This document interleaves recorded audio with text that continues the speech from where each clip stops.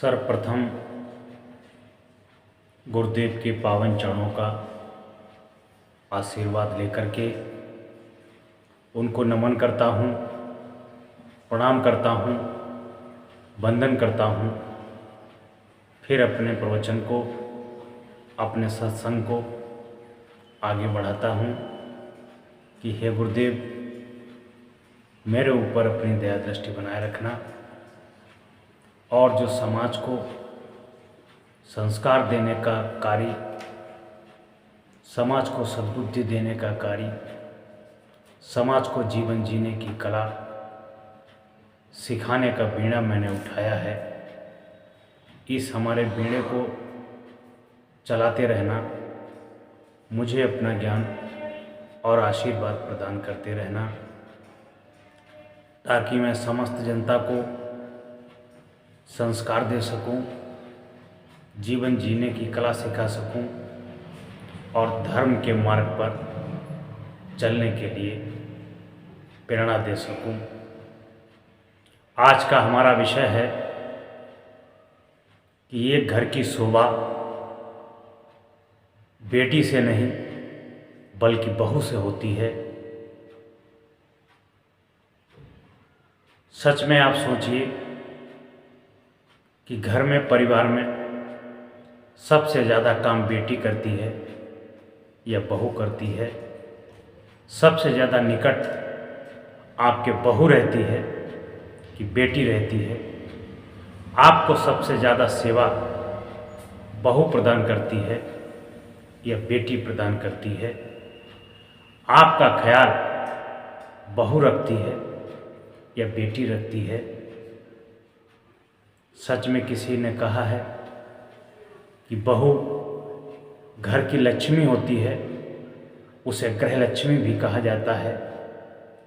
दिवाली में जो दिए सजते हैं थाल में, दीपावली मनाई जाती है, दीपोत्सव मनाया जाता है, उसमें दीपावली की थाल, दीपों की थाल बहू के हाथ में सुशोभित होती है, न कि बेटी के हाथ में सुशोभित होती है। होली में रंग गुलाल खेला जाता है, बहू के साथ खेला जाता है, ना कि बेटी के साथ खेला जाता है। इसलिए बहू घर की लक्ष्मी है, बहू घर की मर्यादा है, बहू घर की मान सम्मान करने वाली मूर्ति है। बहू तुम्हारो कुल को आगे को बढ़ाने वाली है और बहू ही तुमको आगे ऊपर चल के ऊंचाइयों तक तुम्हारा नाम पहुंचाएगी और तुम्हारे जीवन का उद्धार करेगी। बहू को संभाल के रखना, जो बहू को संभाल के रखते हैं उन्हीं के परिवार में उन्नति होती है, उन्हीं के परिवार में लक्ष्मी की कृपा होती है। जिस परिवार की बहुएं पति की डांट से, सासू की डांट से, ससुर की डांट से घर में कलह कलेश में रोज़ रोज़ किचकिच होती है, रोज़ रोज़ टेंशन होती है, घर की बहू कोने में बैठकर सुसक सुसक कर रोती है, परेशान होती है, चिंतित होती है, अपना दुख वो किसको सुनाए और जिसको सुनाना चाहे वही उसको सुना देता है। ध्यान रखना, ऐसे घर में शनिचर आकर बैठ जाता है, उस घर की शांति भंग हो जाती है, उस घर में लक्ष्मी नहीं आती है, लक्ष्मी वहाँ से रूठ करके चली जाती है और वह घर धीरे धीरे गरीबी की ओर बढ़ता है और उस घर में नर्क जैसा माहौल बन जाता है।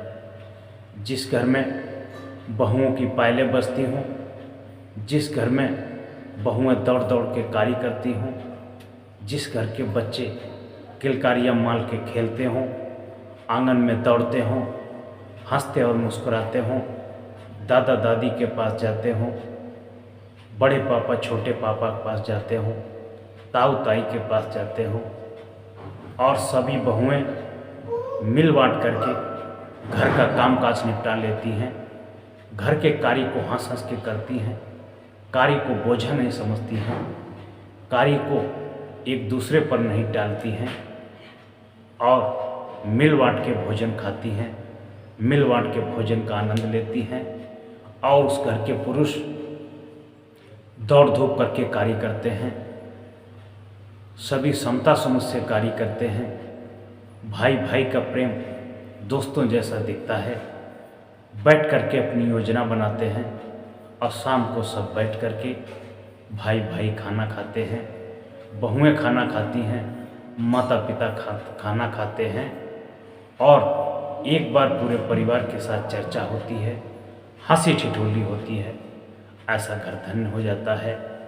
ऐसे घर में भगवान का भी निवास होता है, लक्ष्मी का भी निवास होता है और उस घर की खुशियाँ सुख शांति सदैव बनी रहती है।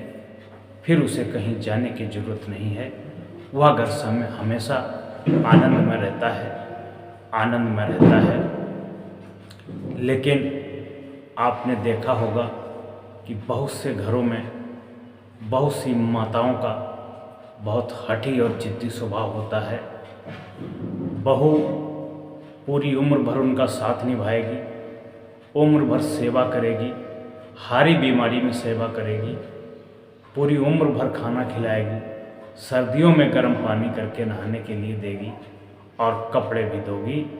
लेकिन वो बहू से ज़्यादा सदैव लड़की के प्रति आकर्षित रहती है, लड़की को ही मानती है और बहू को भी धौंस देती है, लड़के को भी देती है कि हम अपनी बेटी के यहाँ चले जाएंगे, दामाद के यहाँ चले जाएंगे।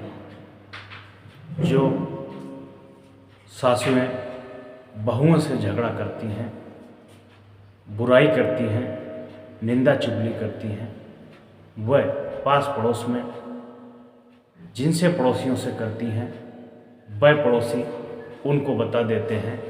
उनको बताने के बाद में फिर उनकी और लड़ाई होने लगती है, मन में और विकार पैदा होने लगती है। जो सासुएं गुणवान हैं, जो सासुएं बुद्धिमान हैं, वह कभी भी अपने बेटे और बहू की निंदा चुगली नहीं करते हैं, बुराई नहीं करते हैं। जो थोड़ी कम बुद्धि की हैं, जो हठी स्वभाव की हैं, जिद्दी स्वभाव की हैं, वह अपने पास पड़ोसियों से, अपने रिश्तेदारों से लड़के और बहू की बुराई करती हैं।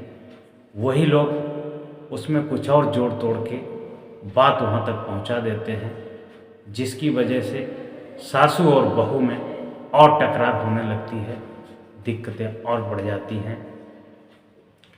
इसलिए जब भी तुम्हारा साथ देंगे, तुम्हारे अपने ही बेटे और बहू देंगे। लड़की और दामाद केवल खाने पीने के लिए आते हैं, मौज बनाने के लिए आते हैं। अगर तुम्हें सारी जीवन भर सुख सुविधाएं चाहिए, सारे जीवन भर तुम्हें अपनी परवरिश करानी है, तो उसके लिए तुम्हारे बेटे और बहू, पोती और पोता ही काफ़ी हैं। इससे बढ़कर और संसार में आपकी कोई मदद नहीं कर सकता है। मूडी डूडी मत बनिए, गुस्सा मत करिए, क्रोध मत करिए, समता और समझ से रहिए। उसी में जीवन का आनंद है, उसी में जीवन का आनंद है। कितनी माताएं, कितनी सासुएं हठी और जिद्दी स्वभाव की होती हैं। वह अपने हठी और जिद्दी स्वभाव के कारण ही परेशान रहती हैं, दुख में रहती हैं। एक बात सदैव याद रखना, तुम्हारा हठी स्वभाव, जिद्दी स्वभाव, ये तुमको दुख के गड्ढे में ढकेलता है। क्योंकि मानव मस्तिष्क ऐसा है जो किसी के क्रोध, अहंकार को देखना नहीं चाहता है, खुद लड़ने के लिए तैयार हो जाता है, मर मिटने के लिए तैयार हो जाता है। घर में समता सुमित के साथ रहें। घर में सबसे ज़्यादा सासू अगर प्यार करे तो अपनी बहू को करे, अपने बेटे को करे, अपने परिवार के कुल कुटुंब को करे। बहू की प्रशंसा करे कि बहू हमारा कितना ध्यान रखती है, कितनी सेवा करती है, कितना परोपकार करती है। लेकिन अक्सर 90% ऐसा नहीं देखा जाता है। माताएं बहू की प्रशंसा ना करके अपनी बेटियों की प्रशंसा करती हैं, बेटियों का दुख उन्हें दुख लगता है, बहुओं का दुख दुख नहीं लगता है। यही मूल कारण है सास और बहू के झगड़े का। जब देखो तब अपनी बेटी की प्रशंसा, कभी बहू की प्रशंसा नहीं होती है। वहीं पर बहू का मन दुखी होता है कि सासू के लिए इतना सब कुछ किया, लेकिन ये हमारा गुणगान नहीं करती है, सिर्फ बेटी का गुणगान करती है। इसलिए बहू की सेवा करो, क्योंकि बहू को लक्ष्मी कहा गया है, दुर्गा कहा गया है, रंभा जगदम्बा कहा गया है, पालनहार कहा गया है, कुल को तारने वाली कहा गया है, घर की लक्ष्मी मान मर्यादा कहा गया है, लेकिन बेटी को कुछ नहीं कहा गया है। मैं किसी व्यक्ति विशेष के लिए नहीं कह रहा हूँ, ये व्यक्ति सामाजिकता पर सभी पर लागू होती है। सभी बेटियाँ आगे चल के बहुएं बनती हैं। सही तरीके से अपने बहू के दायित्वों का निर्वहन करें और सासुएं भी अपने बुद्धि को कंट्रोल में करके गुस्सा ना करें, प्रेम और सदाचार से रहें, घर में